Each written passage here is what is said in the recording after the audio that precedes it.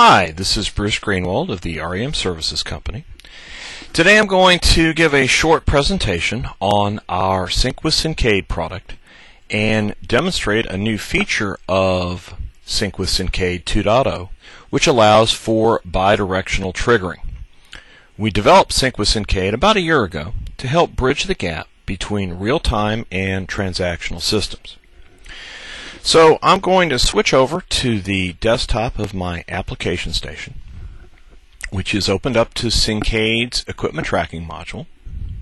And you'll notice that I have selected a piece of equipment, 23P1002, and I've opened up the folder for the events to show the various events that are associated with that vacuum pump. Now, if I look in the system tray, in the lower right hand corner, I've got my Sync with Syncade icon. If I right click and select Configure, the Sync with Syncade dialog box pops up.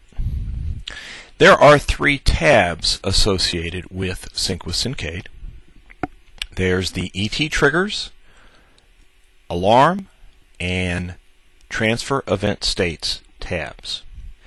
So if we take a look at the ET triggers tab, we use this tab to configure OPC parameters in DeltaV or any automation platform that has an OPC compliant server, and use those parameters to cause events within ET to trigger. So for instance, if we look at this first row, when the lockout underbar REQ parameter of the module 23P1002 in DeltaV has a value greater than 0, then the lockout event on the piece of equipment 23P1002 in ET is tripped. The Alarm tab is used to monitor the health of the communication between Sync with Syncade and Syncade, and can be optionally configured to cause an alarm on the automation platform if communication is lost. The Transfer Event States tab is what's new in Sync with Syncade 2.0, and this is essentially a reverse of the ET Triggers tab. And this tab allows for events within ET to cause writes to OPC parameters within DeltaV or your automation platform.